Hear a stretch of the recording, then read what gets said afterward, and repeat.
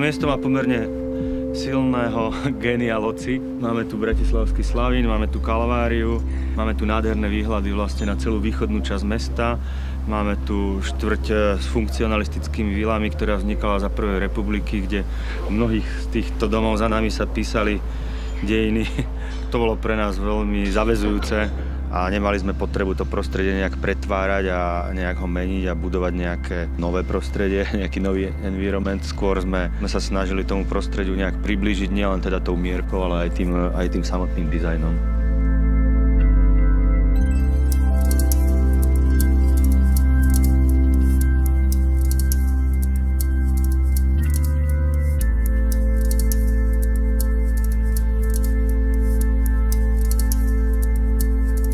Projekt Sokolská je usadený do rôznorodého mestského prostredia. Sa tu stretávajú dva svety v tomto projekte. Jeden je ten kopec Kalvárie a druhý je intenzívna zastavba mestského centra. Táto nutnosť absorbovať obidve tie prostredia a byť akýmsi prechodovým stupňom medzi nimi výrazne ovplyvnila to, ako ten dom vyzerá.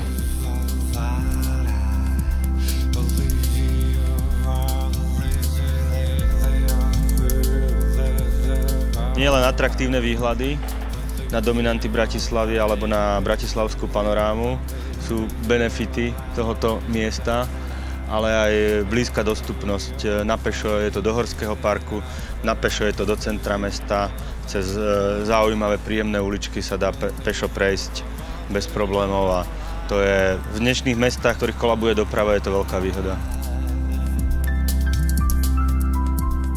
To miesto samotné nás navádzalo na to, aby sme ten celkový projekt koncipovali tak luxusnejšie, tak veľkomestskejšie, také high-endové bývanie. A to potom malo samozrejme aj vplyv na ten dizajn. To znamená, že stojíme na jednej veľkej terase, z ktorej je výhľad na Bratislavu. Tých teras ten dom má viacero, pracujeme s tými výhľadmi. Možno tie byty, ktoré zase nemajú tie výhľady, tak benefitujú z toho okolia, že vlastne k tomu bytovému domu prináleží pomerne veľký pozemok, ktorý sme terasovito upravili a zazeleňali stromami. Čiže inými slovami, byty, ktoré neprofitujú z výhľadu na mesto, ktorý je naozaj 180 stupňový, alebo aj viac, tak profitujú z priameho kontaktu so zeleňou, do ktorej sa priamo pozerajú. Každý ten byt má nejaký svoj benefit.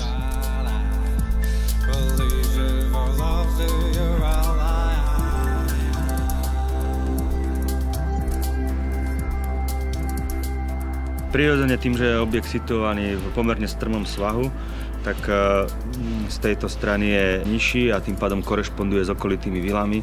A z dolnej strany je samozrejme ten objekt väčší a zase korešponduje s tou väčšou zástavbou, ktorá je v okolí Pražskej ulice. Tá horná časť je inšpirovaná funkcionalizmom, ale teda mali sme potrebu ho tak nejak prerozprávať alebo zmäkčiť, tak sme sa rozhodli vyskladať tie veľké biele plochy z menších plôch, kde sa hráme s štruktúrou alebo jemne s farebnosťou tej omietky a tým dostal ten dom taký jemnejší detail. Takže je to veľmi silne inšpirované funkcionalizmom, ale nejaký malý posun tam je.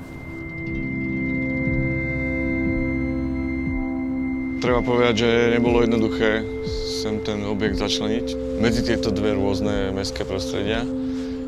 Naviac preto, lebo my sme projekt vlastne preberali s právoplatným stavebným povolením, čiže zdedili sme úplne hmotu, ktorú sme proste museli prijať takú, aká bola.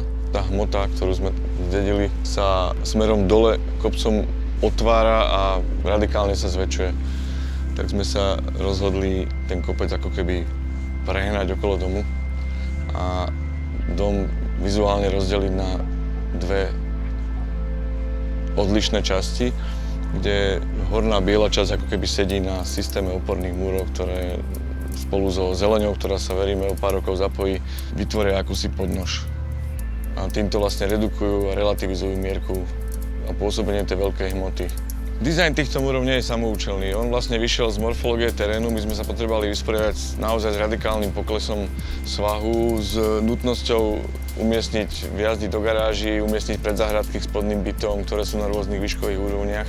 Toto všetko prispelo k akémusi tvarovaniu a tie výšky, ktoré sme potrebovali dosiahnuť, vlastne ako si mimovoľne vyústili do takej organickejšej formy, ktorá nám nakoniec pripadala aj vhodná ako taký maximálny kontrast tej takej strohej alebo racionálnejšej hornej časti. Tie vlny, aj keď sa zdajú, že sú sochársky navrhnuté a že sú to nejaké pocitové záležitosti, oni nie sú vyslovene pocitové. Oni reagujú jednak na tú fasádu, ktorá je za nimi, to znamená, že kde je okno, tak tam tá betónová balustráda ako keby ide nižšie, aby bol kontakt medzi interiérom a exteriérom. A potom ešte v mnohých prípadoch sme museli riešiť požiarnu ochranu medzi dvomi poschodiami.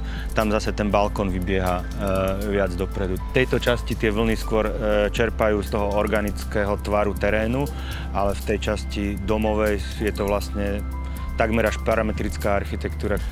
Zazeleňané budú nielen tie priestory medzi opornými múrmi, ale tá zeleň postupne prejde aj na fasádu. Medzi fasádou a tými betónovými vlnami je vždycky spravený vlastne kvetinač, do ktorého sú zasadené rastliny, ktoré postupne budú prerastať cez tie vlny a mala by sa celá tá podnož vrstevnicová postupne ponoriť do zelene. Takisto sme si neodpustili niekoľko stromov hore na terasách. Rovnako v spodnej časti, kde sa celý pozemok okolo domu delí na rôzne zóny, od súkromných až po verejné a polosúkromné. Tak vlastne aj tam rátame s tým, že časom to budú akési také enklávy, ktoré budú oddelené zelenými oploteniami, na ktoré si ešte musíme pár rokov počkať. Tu sme tak chtiac nechtiac sa stali provokatívnymi, lebo tieto vlny a tá tvarová pestrosť a tá organika, ktorú ten projekt obsahuje, momentálne nie je moc trendy a mnohým našim kolegom klaje oči, by som povedal.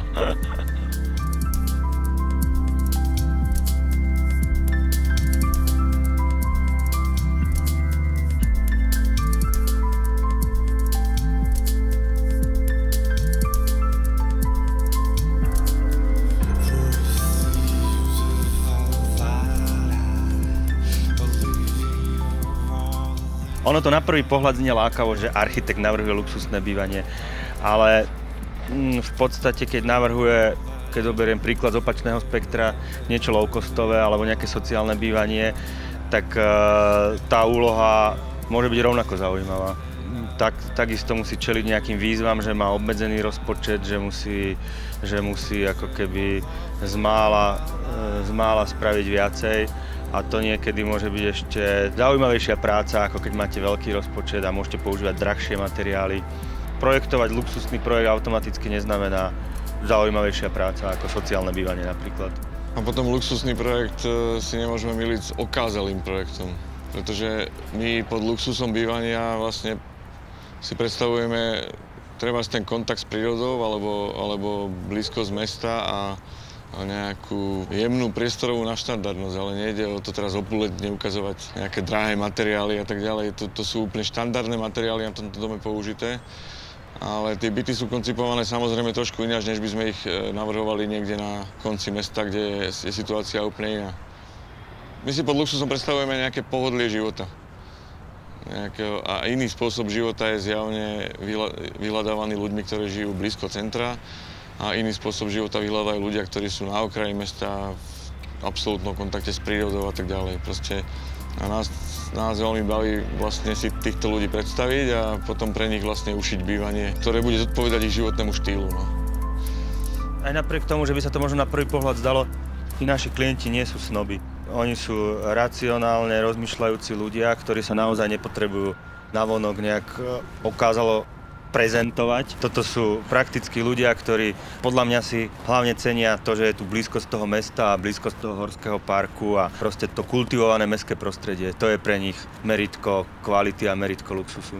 My sme vlastne takí možno až herci, lebo aspoň ja osobne si predstavím vždy toho cieľového klienta, kto je a snažím sa ako keby prevteliť do ňoho a rozmýšľať, že som teda v tejto pozícii, chcem tu bývať a čo by som chcel. A my to takto navrhujeme, no. Snažíme sa takto navrhovať a naozaj si toho budúceho užívateľa nejakým spôsobom predstavíme a snažíme sa rozmýšľať ako on.